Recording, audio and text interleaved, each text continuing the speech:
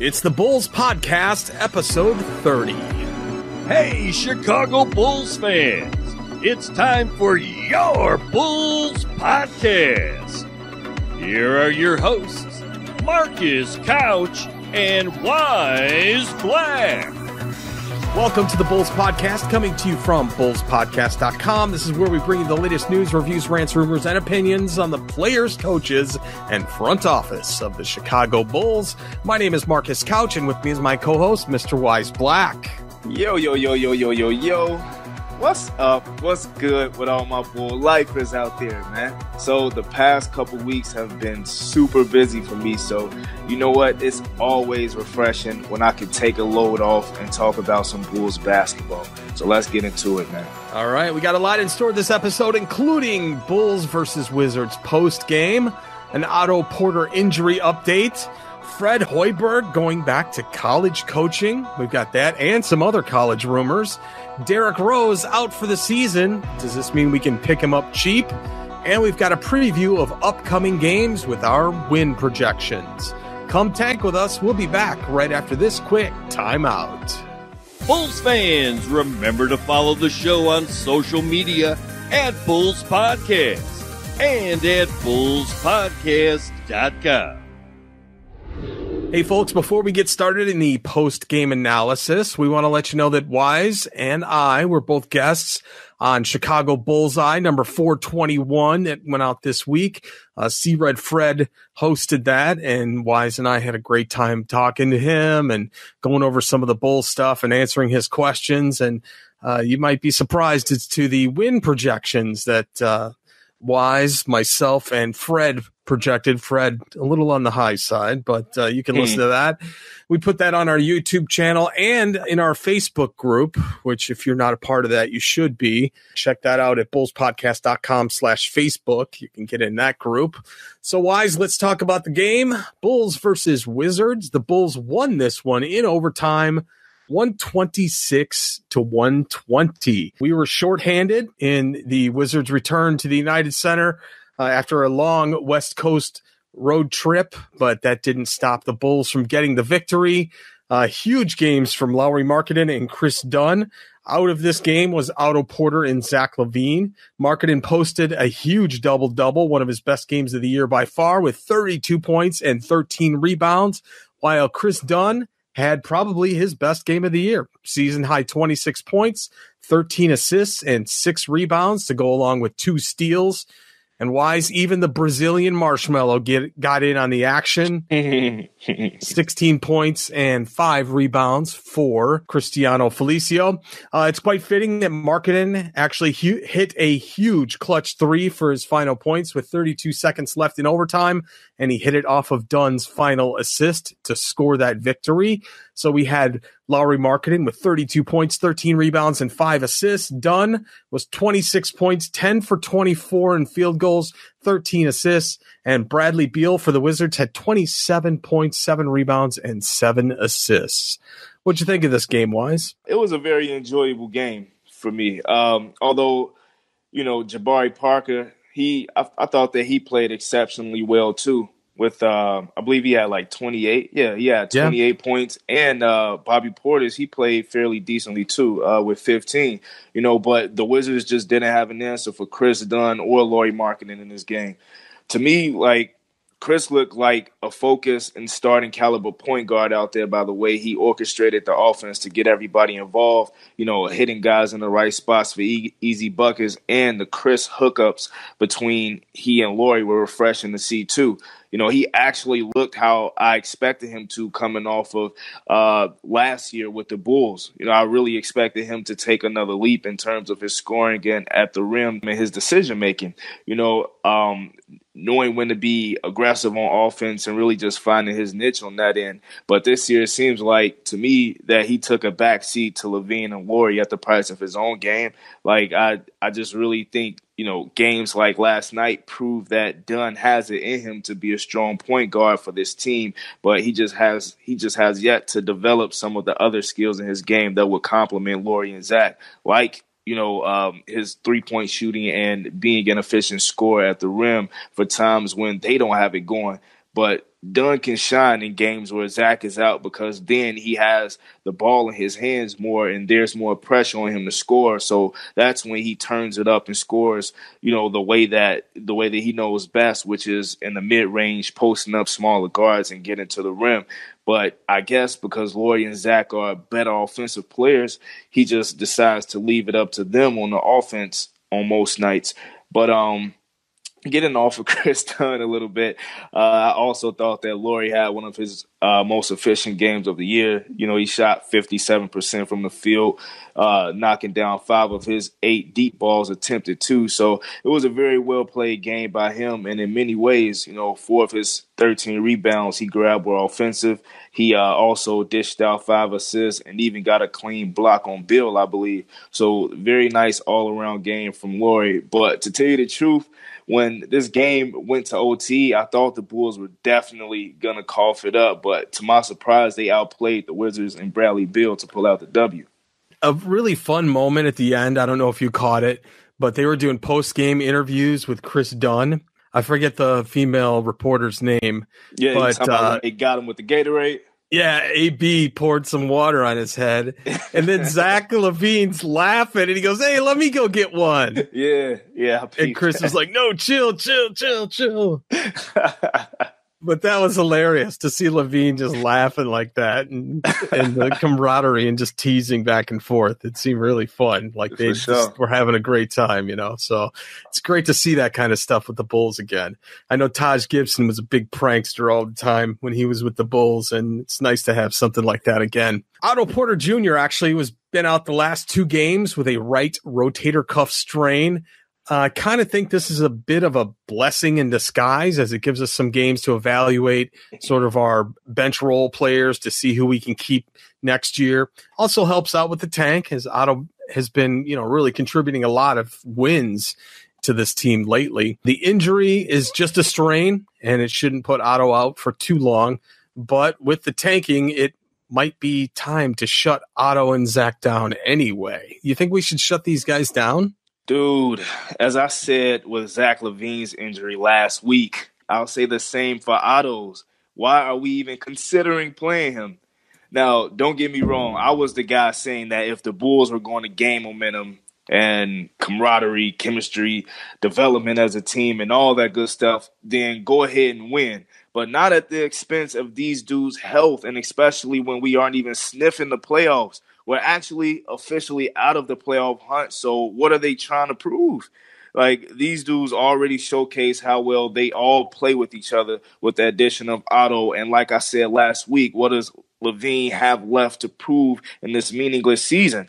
And the same goes for Otto, although, we've seen like a much shorter sample size from him, but still it's not worth him possibly getting hurt worse than he already is in a few meaningless games. So I'm just saying, my thing is don't let pride or whatever get in the way of common sense. And I think that's all the Bulls are doing by playing these guys for nothing. So we'll see if they do that. I hope they do. I really hope they shut those guys down for the year. Let the rest of the guys from the bench play. Maybe Felicio will have a career-ending injury. Oh, you're wrong. You're wrong. Damn. I snuck that in on you. You did. But I think they could give some tick to what's his name? Timothy? Timothy. I want to see Raleigh Alkins, man. Call up Raleigh. Come on, man. Where's the kid Sampson? You know what I'm saying? Let those guys get some tick.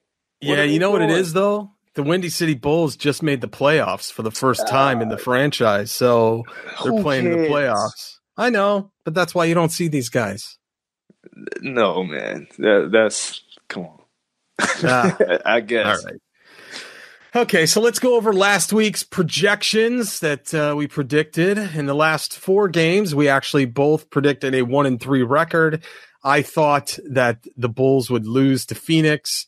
You thought the Bulls would lose to the Wizards. We kind of had those, flipped, and we ended up actually going 2-2 last week with those victories. We lost to the Clippers and to Sacramento, so not bad. We were 1 game off. They outplayed us. What can I say? Hold on. Did I say they was gonna lose to Washington? I probably did. You know what? Yep. What was it? Was it the game that we played before this one? Because I could have sworn one of those games I was like, I don't think they're gonna lose 2 against Washington. No, you said they were going to lose. I said they were going to win. I thought Otto Porter would actually go off, but that wasn't the case. Didn't the Bulls lose in Washington? Yes. They lost in Washington. Man, I could have sworn that I said they weren't going to lose twice. I don't know. But yeah, it turned out kind of how I expect. Like obviously how I expected in Phoenix, and even the prior 2 games to that one. But in Washington, man, if I did say that I thought they was going to take an L last week, I don't know what I was thinking, because I definitely felt like they was going to pull out a W in the UC with Bobby and Jabari coming back. Now, it surprised me that Levine wasn't on the floor, but I still felt like, the Washington Wizards aren't that great of a team. You know what I'm saying? So I don't think that they're much better than us, or even better than us at this point, to tell you the truth. So I didn't necessarily think that they would beat us twice in a row. But if I did say that, I was tripping. Yep, I copied it right from the notes, dude. So you were tripping. All right, other news that we got going on. Fred Hoiberg will accept the head coaching job at the University of Nebraska next year. And that means the Bulls will no longer owe Fred $5 million once he officially accepts the job. The Bulls are linked to Bill Self, who is the Kansas coach, this summer if they move on from Boylan, which is kind of weird. Brandon Lang from NBC Sports threw this bombshell down yesterday and said the biggest rumor mill that I found out today from a very reliable source is that Bill Self will be leaving Kansas at the end of the year to become the head coach of the Bulls. Did you hear any of this? No. So I haven't even been looking at the reports and stuff lately, but so this is my first time even hearing about this. Yeah. It's big news. It is. It's very big news. So, all right. At first, to talk about this Hoiberg stuff, I'm just sending my best wishes to Coach Hoiberg, because he really seemed like a very likable guy, and maybe even a likable coach in the right system. But unfortunately for him, the NBA is a dog-eat-dog world, and, you have to coach the talent that you're given. And frankly, he just wasn't enough for the task of coaching guys that didn't perfectly fit his philosophy. But I think he'll be fine going back to coaching collegiate ball. So best wishes to him. But as for this Bill Self news, this is alarming news, given how well Jim has been coaching, in my opinion, since the All-Star break. Like I said before, that the players seem to have gravitated to Boylan and his philosophy at this point in the season, which is a total 180 from how it seemed during his first week or two as the Bulls head coach. I mean, heck, even recently, Zach was said to be offering to pay his fine from the Clippers game when he and Doc Rivers got ejected, and Zach was the main opposer to Jim early on, based on reports. So if that's not winning over your locker room, I don't know what else to call it. And if the Bulls front office actually goes through with this, and these young guys are actually fond of Jim, what would that say to the young guys? What would that say to them? It would be just more typical fire guard Pax type crap, especially if Bill Self came over here and didn't get the most out of these young guys, leaving us in another top lottery position next season. Now, I mean, I don't know much about Bill Self, so maybe he is a nice coach, but I know one thing for sure. If they do make this move and he doesn't at least have the Bulls in position to fight for an 8th seed in the playoffs next season, the fans are going to chant Fire Guard Pax in the United Center. They won't need to buy a banner. I don't know why there's this big rush to hire college coaches. We've had this over and over and over again. It just doesn't work. Everybody is trying to find that Brad Stevens, Yeah. They're looking for that Brad Stevens type coach, but to no avail. So in other college news, I watched this game earlier. The following people, Wyse, have notched a triple-double in NCAA tournament games. Oscar Robinson, Magic Johnson, Gary Grant, David Kane, Andre Miller, D. Wade, and Draymond Green. And now there's one more, Ja Morant, my guy.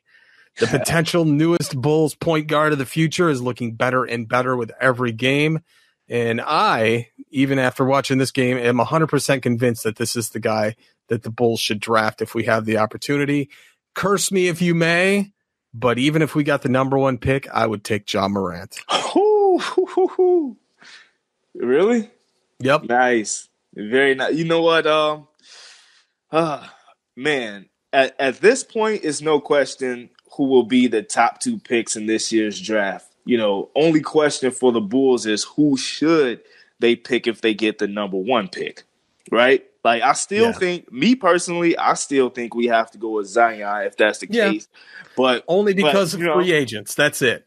Because we'll get all the kick-ass free agents if we get Zion. And I mean, look, you definitely could make a very strong argument that a team who lacks a superstar point guard, you know, should pick the kid from Murray State. So I can't knock your point with that. You know, I couldn't be mad at that suggestion at all. But my only thing about taking Zion is the Jordan rule. You know, you don't draft for need, you draft the best talent available. You know what I'm saying?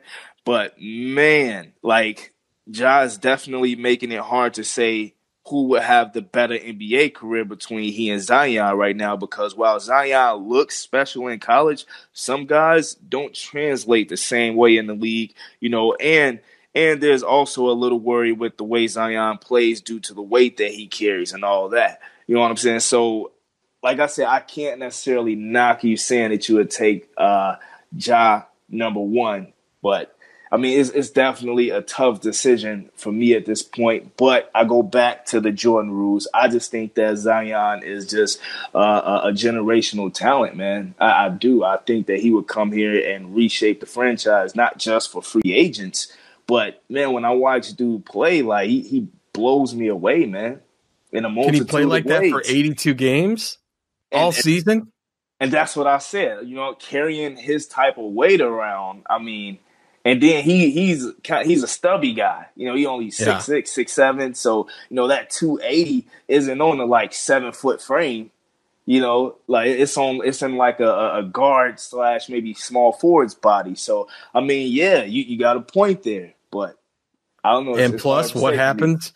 What happens if the refs don't give him calls, or they start doing foul calls all on him, just like Wendell Carter Jr. had this year? That's going to hinder a guy. I don't know.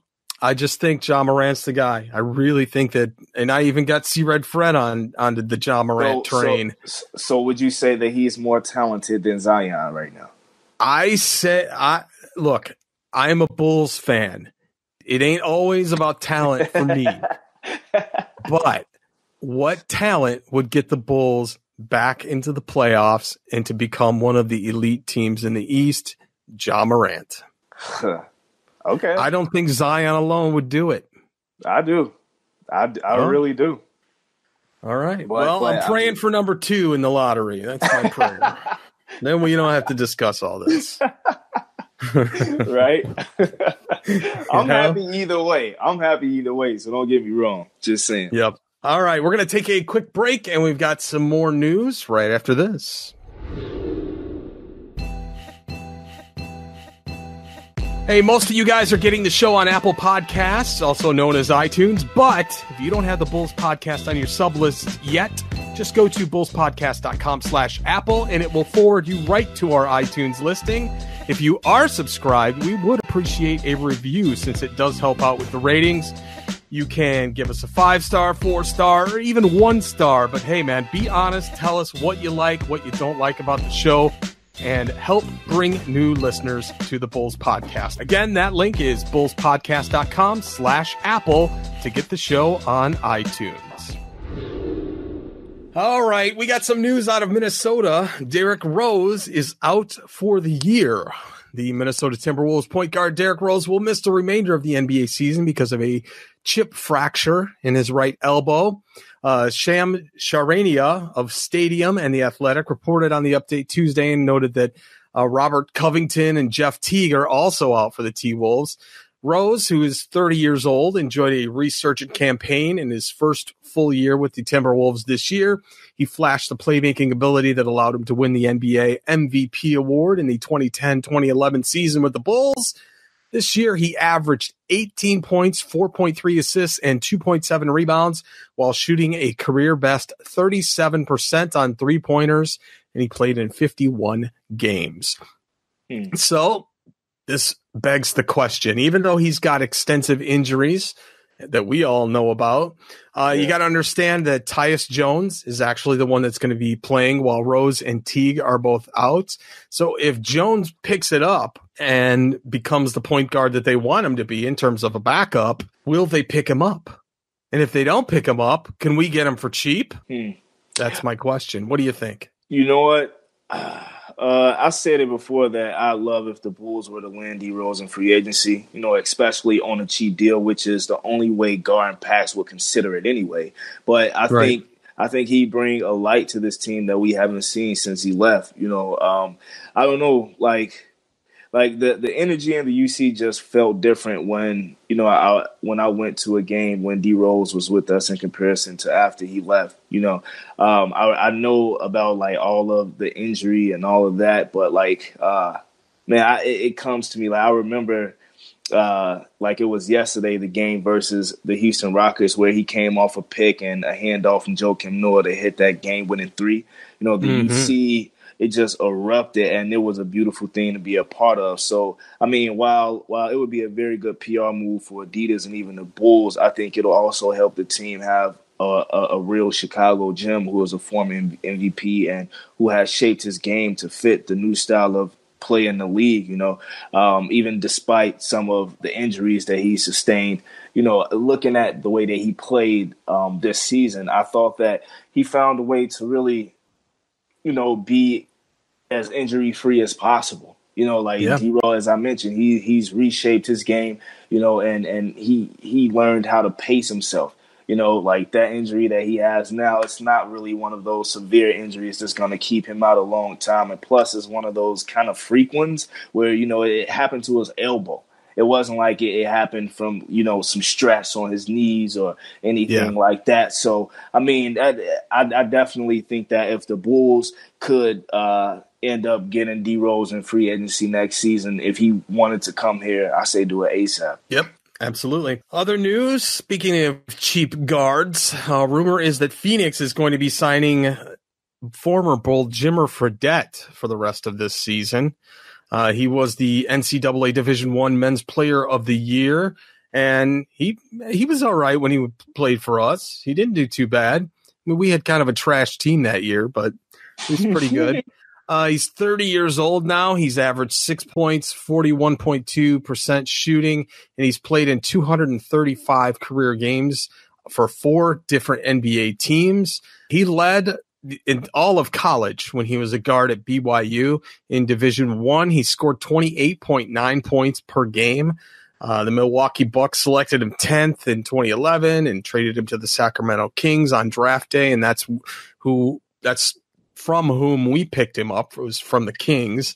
He did okay for us. Everybody was going crazy for Jimmer Fredette, Jimmer time and all that. He just didn't do it for us. Yeah.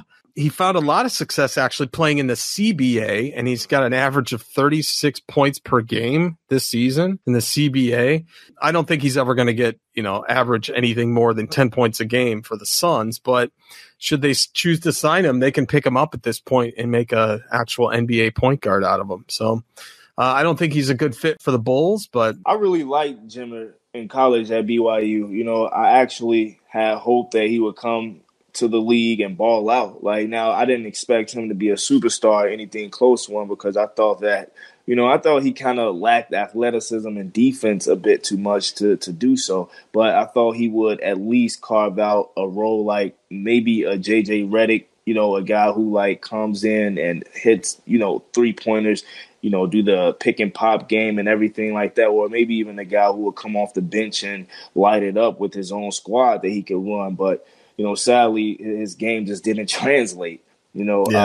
But I've been hearing mostly all good things about his play in China. You know, as you mentioned, dropping crazy scoring numbers and even going at it with Stephon Marbury when he was playing over there. And I hear Stephon is like God over in China. So, you know, I mean, hopefully this is Jimmer's time to shine and he actually finds a way to do just that. But, I mean, best wishes to him. Yep, absolutely. All right, we are going to take a quick break, and we'll come back and give you our predictions for the upcoming games this week. Hey, everybody, remember, we are a new show, and we do need your support in social media. We made it really simple to find us with some special redirect links. You can find us at Bulls Podcast on Twitter, on YouTube, on Instagram, and go to bullspodcast.com/Facebook to get tied into our Facebook group. And if you'd like to subscribe to the show, we are on Apple Podcasts at bullspodcast.com/Apple, on Stitcher, bullspodcast.com/Stitcher, and on Spotify at bullspodcast.com/Spotify. All right, Wyse, we got 3 games coming up this week. We've got Saturday, March 23rd, the Bulls versus the Utah Jazz in the UC. We have Tuesday, March 26th, the Bulls at Toronto Raptors. So they're going to be going up to Canada for that one. And then following that, Wednesday, March 27th, the Bulls back in the UC playing the Portland Trail Blazers. All right, so let's pick this one. You got 3 games here. First one, Bulls versus the Utah Jazz. Who do you think? Man, do we really even have to do this? I mean, I feel confident that we can go to Vegas. On these, all 3 of them. I'm confident that we can go to Vegas, and I'll put down, man, my whole like checking account right now. No, let me stop because the Bulls will mess around and squeak out one. But man, the Utah, I really think that it's an L. They can't contain Rudy Gobert, Donovan Mitchell, even Joe Ingles. He's a very – I really like what Joe Ingles does. And, I mean, Utah is a bona fide playoff team at this point, man. I just think that they have far too much for the Chicago Bulls. Okay, I agree. L's all around for Utah. Okay, What about Toronto? Obviously, that's – we don't really even need to talk about this one. This is going to be a bloodbath. Yeah. I mean, how did the Bulls fare against Toronto last time we played them? I could have not well. Right. I mean, and we can expect much of the same, man. Those dudes, I love Toronto's team. Pascal Siakam, OG Anunoby, Fred VanVleet. Yeah, man, like not even their big name guys. I really love their core, man. So I really think Serge Ibaka. Like it would bode well for Kawhi Leonard to stay with that team. I'm telling you, because I think they got a better core than the Clippers, man. And where they're talking about he's saying to want to go, but I think he really has something special over there in Toronto. Like their GM is doing a very swell job, and man, obviously the Bulls are going to take a L in this one if you can't tell. But yeah. All right. What do you think about Portland Trail Blazers versus the Bulls next Wednesday in the UC? Another L. CJ is down, though. CJ is down, I believe, right? Isn't CJ McCollum out? Yes. Yep. Is Dame Lillard enough? I'm willing to say yeah, because I think his supporting cast with Nurkic is pretty good too. The Trailblazers, I believe, are like 3rd or 4th in the West right now. They're going to be a playoff team. Yeah, they're a really, really nice team right now, and I don't know. I just think that with the prowess of Damian Lillard, I think that he's gonna come in and be a little bit too much for the Bulls, especially with us having guys out right now and everything like that. I don't think that we're gonna be able to keep up with them on the scoring end much. So unfortunately. So okay, we're both down for 0-3 next week. That helps the tank and gets us even closer in the lottery. Hopefully. Hoping that maybe Jimmer Fredette comes on board in Phoenix and helps our tank and just lights it up. Wouldn't that be great? It would be awesome, man. The sudden resurgence of the Phoenix Suns. Wishful thinking. Yeah. All right, we're going to take a quick break, and we'll be back to close it all out right after this. And that's going to do it for this episode, number 30 of the Bulls Podcast. Remember, you can follow everything related to the show at Bulls Podcast and at bullspodcast.com. You can follow Wise Black on Twitter, radical_creator, and on Instagram, also radical_creator. The Bulls Podcast call-in line is 312-239-8586. Remember to check out our compilation website where you can get this podcast and all the other cool Bulls podcasts out there. That's over at bulls.fm. And Wise, closing thoughts? You know what? The season is winding down. I can't believe it's truly near the end, but I will say that last season, or at least at the end of last season, is when I started doing this Bulls commentating stuff, and that's really when I got really creative in terms of Bulls topics and all that. So I say that to say no worries. You know, there will be plenty of Bulls-related videos and pods from Marcus and I. So, you know, just know, guys, that I appreciate you all for continuing to rock with us, you know, how you did all throughout the season, you know, so please continue to do just that, and it's gonna get better and better, people. So much love and peace. Yep. Hey, also remember, we do have that episode of Wise and I both on the Chicago Bullseye podcast. You can find that at chicagobullseye.com, or just go to our YouTube channel and all of that. Special thanks to everybody who caught the little Easter egg at the end of last week's show. Sometimes Wise and I have a little fun when the microphones are supposed to be turned off. But anyway, remember, Bulls fans, our Magic Tankathon number is down to just 12 more losses. That's it. And we are just 91 days away from the NBA draft, only 62 days away from the NBA lottery. Man, just 2 months, Wise, we're going to know which one we got. 2 months left. Until next time. That's right. Until next time, thank you, everybody, for listening. Go Bulls. Go Bulls, baby. Hey, Bulls fans. This is your Bulls championship announcer, Ray Clay, saying so long, everybody. Go Bulls.